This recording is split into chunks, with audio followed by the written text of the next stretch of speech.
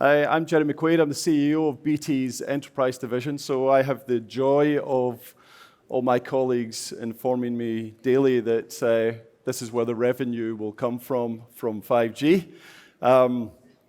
It's always good to be back at Broadband World Forum. I was here 3 years ago talking about IoT and the elusive nature of the revenue from IoT. So it's good to be back talking about a variation of the theme of 5G. I know we've been talking about 5G as an industry for a long time, and you'll be pleased that it's arrived. At least the very first phase of it has arrived.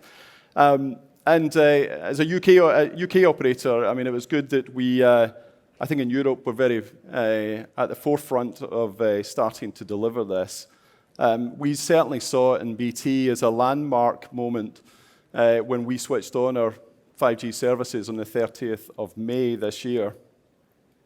Already we have 5G in 20 cities and towns in the UK, and by the end of the year, we'll double that rollout. As I say, this is very much the first phase of our 5G rollout, and like most operators, we are very much combining and using the power of our 4G and 5G networks to give our customers still the fastest and most reliable mobile broadband that they've ever had. But we all know that the capabilities of 5G will build over time. And as the technology matures and the rollout expands. In fact, we're very open that it will take another 2 or 3 years to see 5G's full potential, as more spectrum, chipsets, devices, lower latency, and smart converged network capabilities become more available. So how we see it is that very much that, in short, we're just at the very start of what we do think is quite an exciting journey. However, over the next 15 years, the GSMA suggests that 5G will contribute $2.2 trillion to the global economy. So in the face of it, for operators, it feels like a large opportunity. But this has to be balanced against the capital investment sunk into 5G networks. Operators are forecasting that by the end of next year, they'll have spent $244 billion building that network. It won't be lost in anyone that it will be a small proportion of the 2.2 trillion that will come back to operators. And with the industry in a period of slowdown in subscriber growth, declining ARPUs, mounting competition, and continuing regulatory pressures, and consequently mobile revenues, again from the GSMA, looking to be flat over the period to 2025. At least in Europe, that's the case. So, as most of you in the room will know, the biggest 5G conundrum for operators is, how do I build the business case for 5G? How do I monetize data usage? And how do I create new revenue streams? Now, I think rightly there's plenty of excitement about what 5G will deliver. And I know that's especially true of vendors who have fantastic business cases to share with us. But many in the industry are skeptical, and I would suggest even cynical about the use cases for 5G and the business case as a whole. I suppose the two questions we constantly ask ourselves is, will 5G be the silver bullet for us looking to create value in the market where many fear that connectivity is becoming a bit commoditized? Or will telcos struggle to compete with over-the-top providers, hyperscalers, equipment manufacturers who want to move into the same space? Now, I'm not going to try and glibly answer those somewhat rhetorical questions, but what is clear to me is that whilst there's no panacea in 5G, it's also not optional for us. We have to play, and we'll all embrace it, possibly at different speeds, but we're all going to be players in 5G.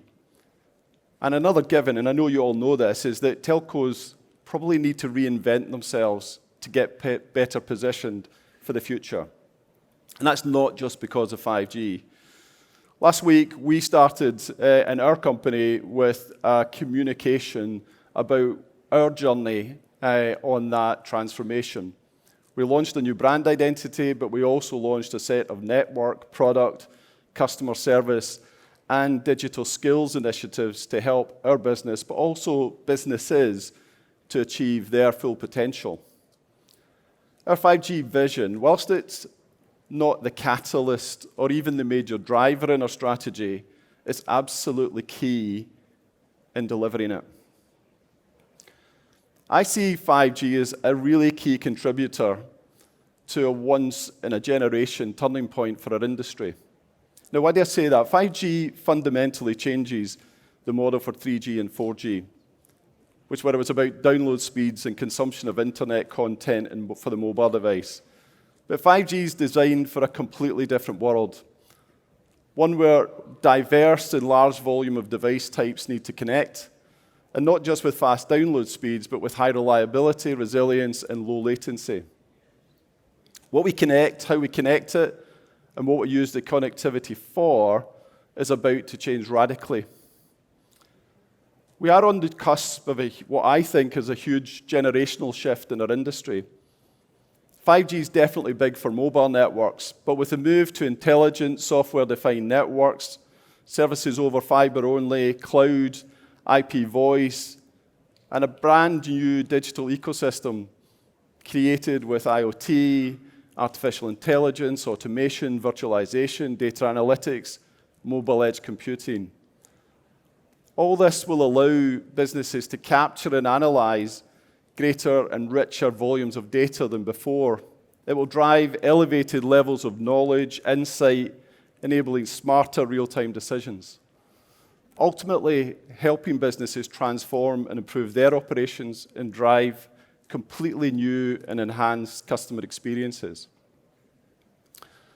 I think, therefore, in short, 5G is only one catalyst for a revolution in how technology supports people, enables workplaces, and simplifies operations. But what does that technology disruption mean for our industry? Like all customer disruption, in turn, it will create disruption for us as telecoms players, and we need to respond.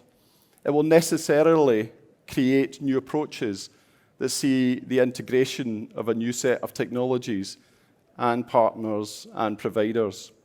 One which spans new devices, new forms of connectivity, like private 5G networks, new platforms like edge computing, and new applications coupled with systems integration and managed services.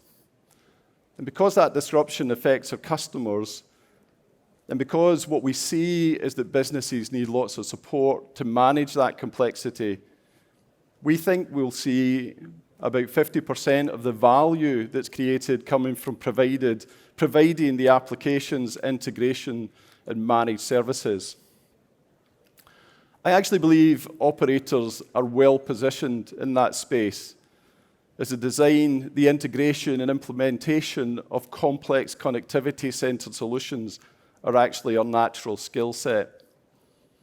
But to truly capture value, operators need to acquire new skills and new capabilities in areas that I just mentioned, together with more rapid and effective partnering.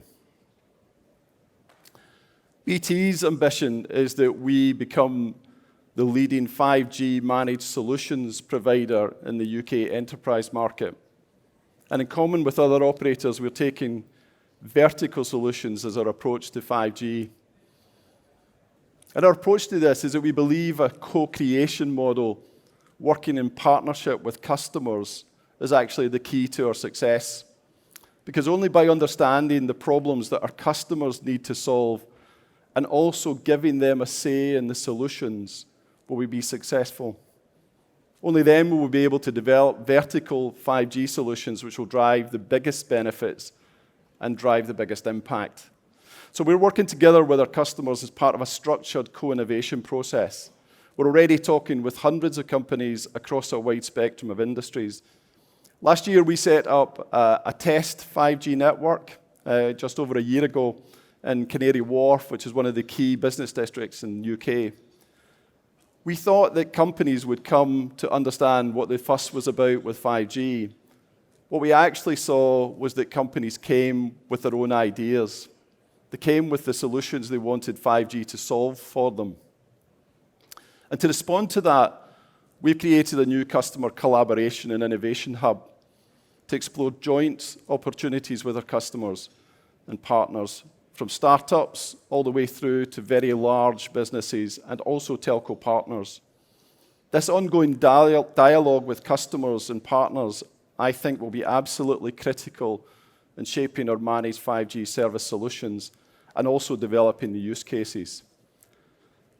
So in collaboration with our customers and partners, we've identified 7 key areas or use cases where 5G can drive significant value. Many of these are focused on linking individuals to information, data, expertise, when and where they need it most. The first is connected healthcare, and we've already showcased the UK's first demonstration of a remote ultrasound using a haptic glove and over a live 5G network. And I'm just going to show you a little clip of that use case.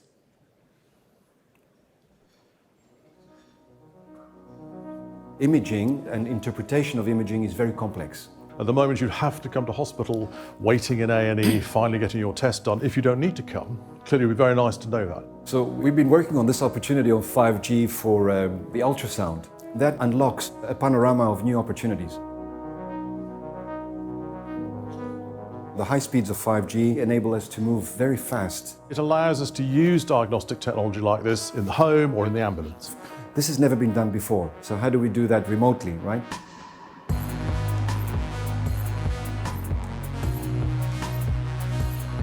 You can be in a remote village in the islands in Scotland, while the doctor who's doing actually the diagnosis is somewhere in, I don't know, in Cornwall or in Kent or somewhere.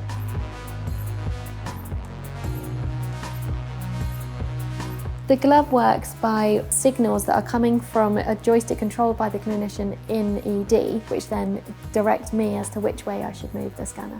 And I think what this does is to allow us to join up 2 very separate services so that we can use the expertise of individuals within the hospital and actually deliver that expertise out in the community.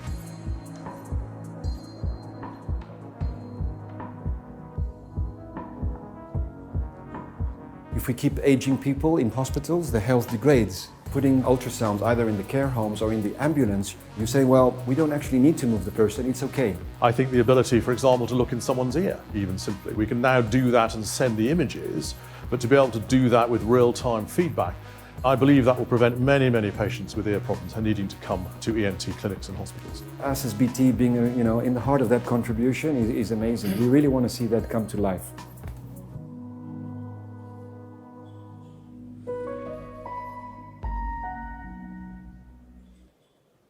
It's a great example of working with a partner who really is looking for innovation. That was a university hospital with lots of ideas about how they want to use 5G, rather than us just coming up with industry-led ideas. Other areas that we're looking at, connected worker we see also as a promising use case, where we're focused on bringing improved safety and productivity to workers in construction, manufacturing, transport and logistics. And we'll also be shortly announcing, I'm afraid this is just a couple of days early, a partnership with one of the largest harbours in the UK to bring some of those use cases to life. 5G will also underpin smart cameras, enabling transmission of ultra-definition images and rapid deployable cameras. And in the retail space, 5G can be used to enable a wide range of immersive experiences using augmented and mixed reality. In field of data visualization, we're looking at how we can use 5G in the cloud to transform 2D designs into 3D models or digital twins. I think everyone agrees we'll see progress, at least over time, in 5G connected autonomous vehicles, but there's definitely lots of work to be done in that space in the meantime. And with 5G fixed wireless access, it's already delivering instant high-speed connectivity for temporary sites, either standalone or as part of a wide area software-defined network. But as well as use cases, there are a couple of other things that I want to mention, and because we also obviously see network slicing as part of our future 5G strategy.